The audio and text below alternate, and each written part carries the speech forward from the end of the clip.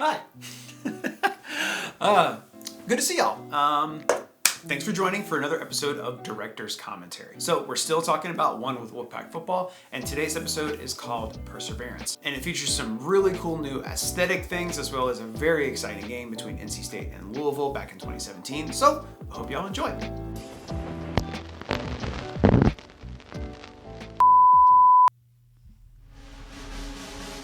Ooh, drum roll, please. Yes. Okay, so this is the black uniform episode. I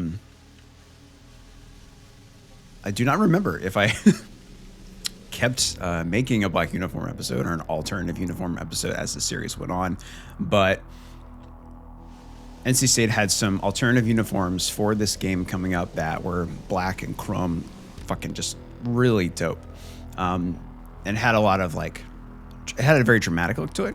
You'll see it when we get to the game segment stuff, but I wanted to highlight that dark dramatization through this episode. So I did what I could. So some of the stuff you're seeing, like with the red and black in the uniform, was filmed for the uniform reveal. So I took some of that footage. I didn't film that footage, but I took some of that footage and I used it for this intro. And the music that you're hearing is from a band called The Deer Hunter. And they're a conceptual band. They have a lot of concept albums. And one of their concept albums actually is called The Color Spectrum. And it's a collection of EPs. And each of them is about 4 songs long. And each of those EPs has to do with a color. So they made all these EPs that revolve around a color. So the music that you're hearing is actually from their black EP. So it's it's dark, it's industrial, it's gritty. And I felt like it fit both the look of the uniform, which is the whole point of why I'm making this kind of aesthetic. And also just some of the messaging of the program, just being gritty and persevering, which is the name of this episode, is Perseverance. So I was just really excited to use some really unique music to start this episode off. And also with the graphic introduction that you're seeing, I tried to make it black as well. I don't think it worked. Excuse me. I don't think it worked how I wanted it to work. I'm looking at it now and I'm like, I don't necessarily agree with my own approach that I took to trying to make the intro look dark. And even there's some inconsistencies, as you can see with the coloring. And yeah, probably one of the things I regret about this one particular episode. But I still do love that opening of this, I don't know, something different for a documentary series. Is just adding this unnecessary drama based off of a uniform. But I thought it was cool, so that's why I wanted to do it.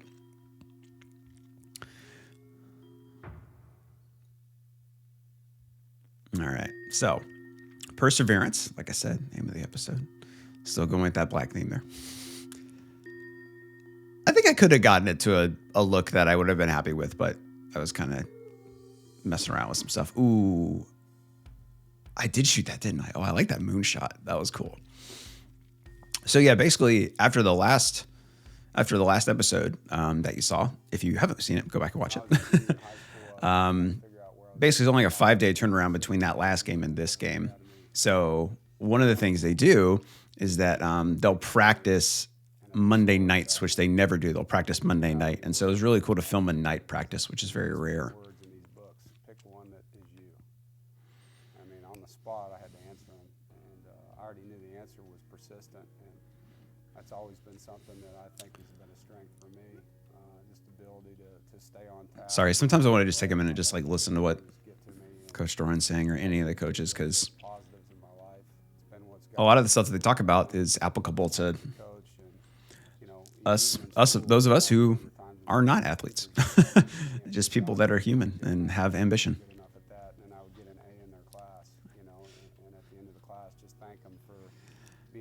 I think that's kind of an interesting story about not necessarily being told that you can't do something, but that you're not good at something, and so that drives you to get better at it. About perseverance. I have had it since I was 18. My dad bought that for me, and a plaque that same thing. So This was really neat. That quote that Coach Doran had, that card with those quotes on there. Before we walked in for the interview, he asked, "I've got this thing that's relevant to our theme this week. Can I show it in the interview?" And I said, "Oh, absolutely." I think that was just a really cool moment to, like, you're still in the interview setting, but you're taken out of it for a second because the coach, like, acknowledges he's talking to someone and brings out basically a prop.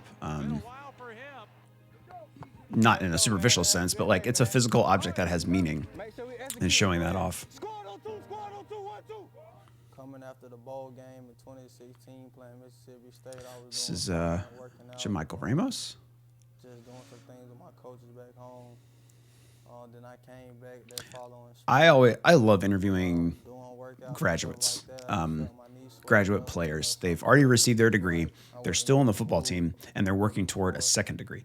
And one of the reasons I love doing that is that there's usually some unique set of circumstances that is allowing them to be there for another year or two.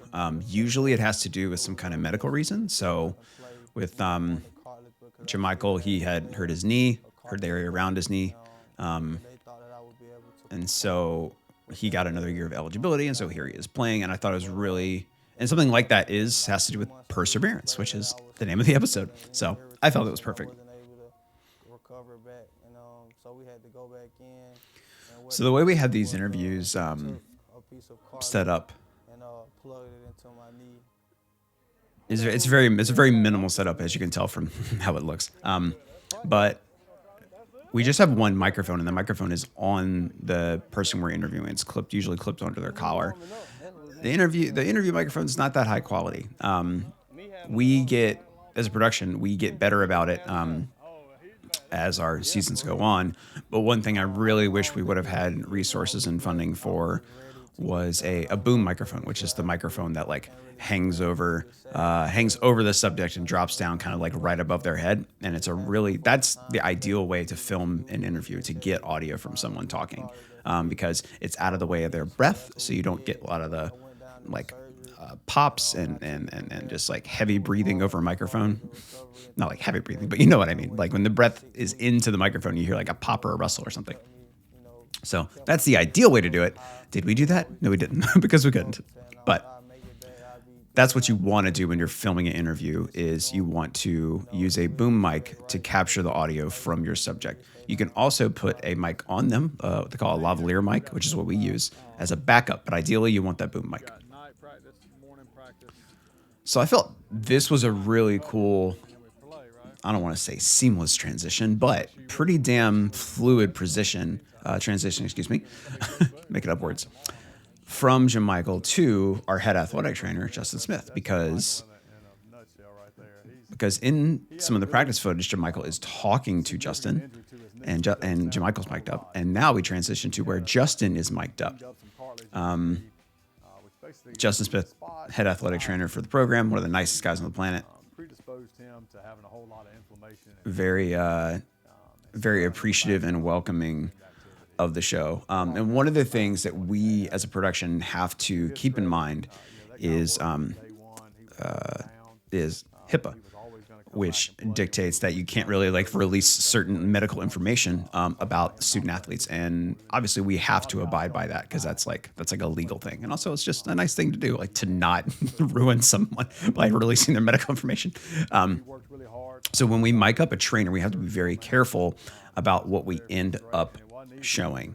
Like if, Jamichael, it's public knowledge that he had a knee problem. And so all we're talking about is the knee problem. And we're talking about that he had to go through rehab, which is like public information. And this is something but that's something you always have to be aware of when you are covering people or subjects inside of an athletic training or just any kind of medical room or facility or environment.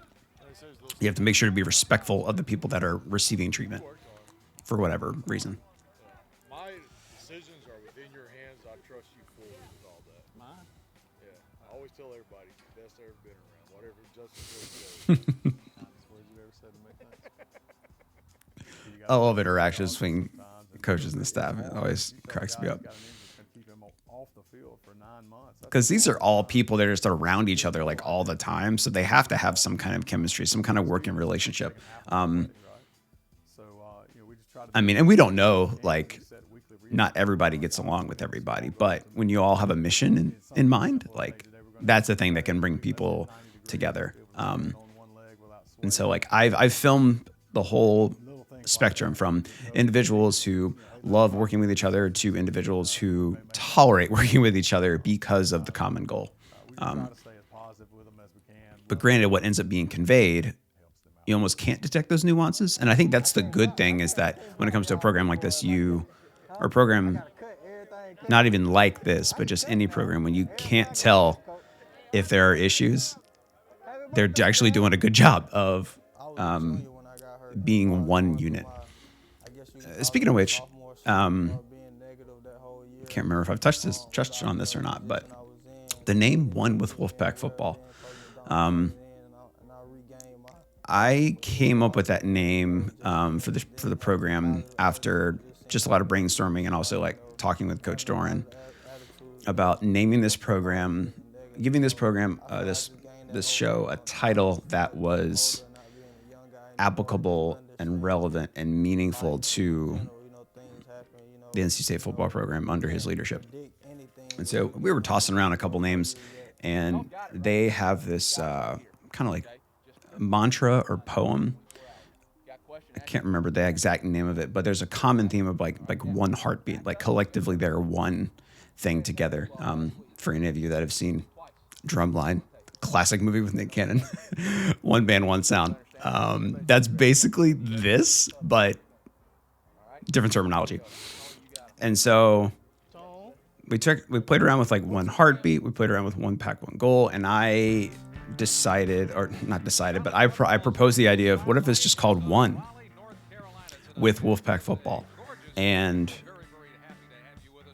that takes on like a couple different meanings. Like just the word one itself has to do with this program. And then it also kind of has like a holistic vibe to it. Like, we are one with Wolfpack Football. Like, not only is it a show, but it is a mantra. Like, this team is one with each other. And hopefully viewers watching this are one with Wolfpack Football. They are one unit. They are together with this team, with this group of individuals trying to achieve what they achieve. So, yeah. I was kind of proud of the name. That's something that I want to do, and like I'll touch on a little bit more when we get to the basketball show, but I wanted this show to be its own thing, separate from another sport. And that seems obvious, but normally in the past, the show is named after the coach, or it's just like it's a show about Wolfpack sports, and it's named the same no matter what sport you're covering. So I wanted to make sure that this was reflective of this specific football program, because I felt like it was important for the identity of something to have its own thing. And also it actually helped in recruiting, which is pretty cool. I remember I was working one Sunday, and I was editing together the show, and there, around that time, the recruits are coming through the building where I'm working, because I worked in the same offices as the coaching staff and on the same floor as the coaching staff. And every once in a while on a Sunday, I'd be working, and Coach Doran or another staff member would come by my office with a recruit and like say, "Hey, this is Taylor. He works on the show. He's working on it right now." And I was very surprised when it happened the first time. I was like, "Oh, why am I on the tour? Like, what is happening right now?" And I would usually get up and just say hi to the recruit, whoever they might be. And I had one player, I cannot remember who it was, one recruit. But he was like, "Oh, you made one with Wolfpack Football?" I was like, "Yeah." He's like, "Oh, that's my shit." And I was like, "That's cool. I appreciate that." I never thought that would like happen. I wasn't even looking for it or expecting it. It's just kind of something that happened, and it was a kind of a cool sense of validation. To know that sometimes I'm in my bubble with making this show. Me and my team are just concerned about the product itself, and we forget that whatever we make And for those of you who also make stuff, whatever you're making, whatever you're doing can have an effect on somebody, whether you know it or not. And so I think that's really that's a really nice idea to have in mind. Ooh, more covers. I think this is, actually, I don't know who sings this song, but it's dope. Cool uniforms. Oh yeah, playing Louisville. This was a big game. This is when there he is, Lamar Jackson. For all you football fans out there. Incredible player, incredible quarterback. And of course, he gets sacked by Bradley Chubb. And that's a lot of fun for me as a fan, an alumnus, and just seeing two greats out on the field.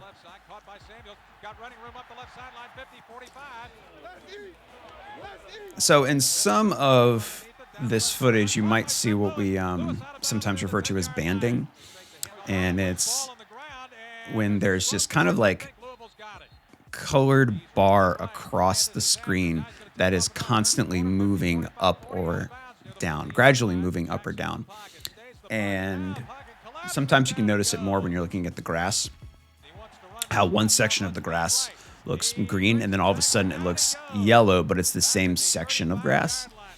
And that has to do with the frequency of the lights and the settings on a camera. So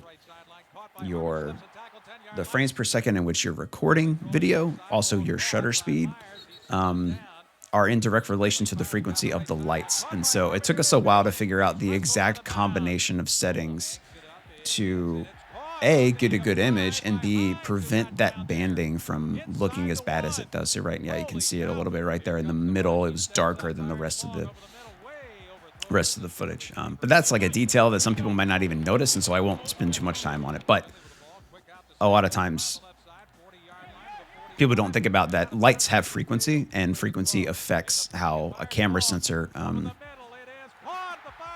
processes the light.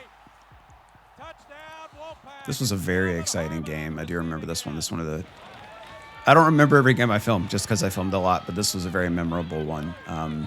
Just from the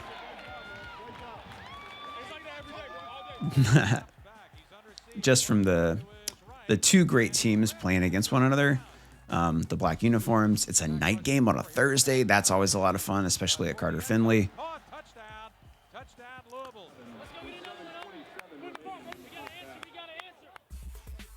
Look at that moon.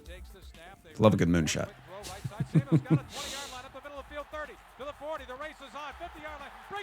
Ooh, nice. See how right there, how the grass just changed color all of a sudden? Yeah, that has to do with that banding effect. What a catch.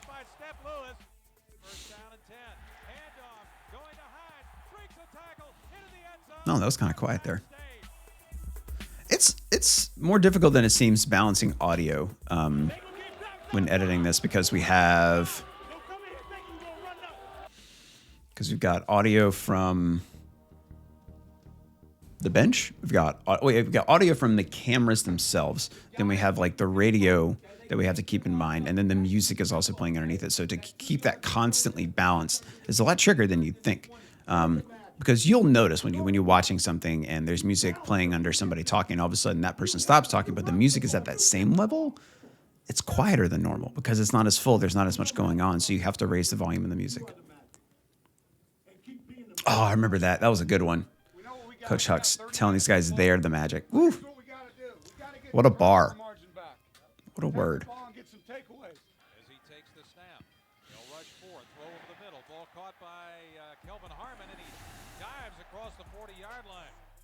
It's a good one.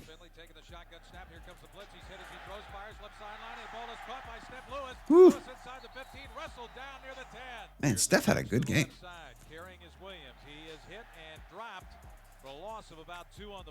There's so much chrome on the field.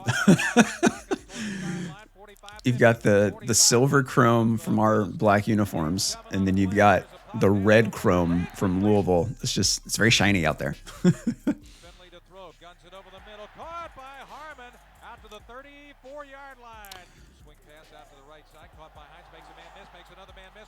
Sorry, I'm just watching. Trying to relive this game.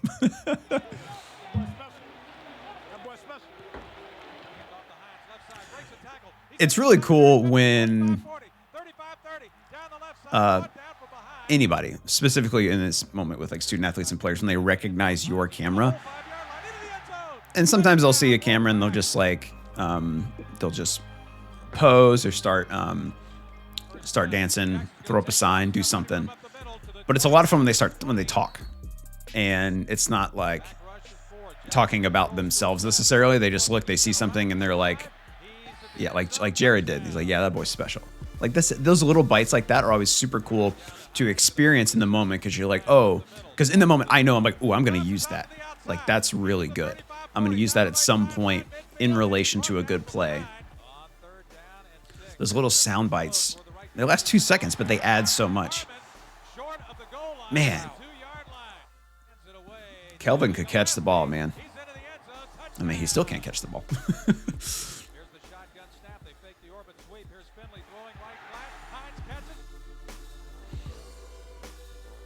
A lot of fun, man. This group was a lot of fun to film.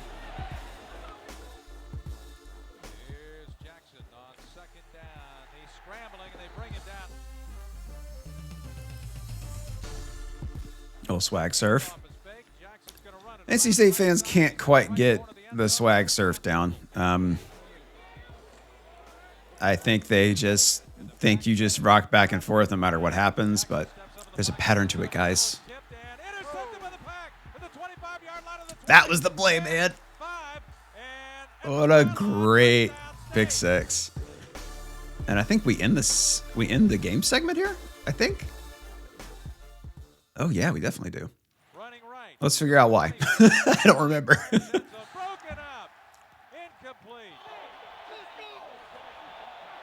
I believe what probably happened is that there was just so much. There's so many great moments in this game that I almost didn't want to choose. But I had to divide the segment, and I had to make sure that segment 4, the last segment, wasn't just like 60 seconds long. Love seeing that joy. So I figured ending the game segment on a really important play, then coming back into this moment, just having just like positivity for the last end, I think it'd be really cool. I thought I heard an F-bomb there. Hope I wasn't in there. That means I didn't do my job. Oh, you guys hear that? It's Tom Petty in the background. I mean, the episode's about perseverance. We're going to play Won't Back Down by Tom Petty. And this was, I believe Tom Petty had passed away this week or the week before. And so his music was on my mind, as well as a lot of other people's. Oh, yes. I forgot I did that. Oh, I love that cut. A hard cut to black. Okay, sorry. I'm nerding out of my own editing. Thanks for watching.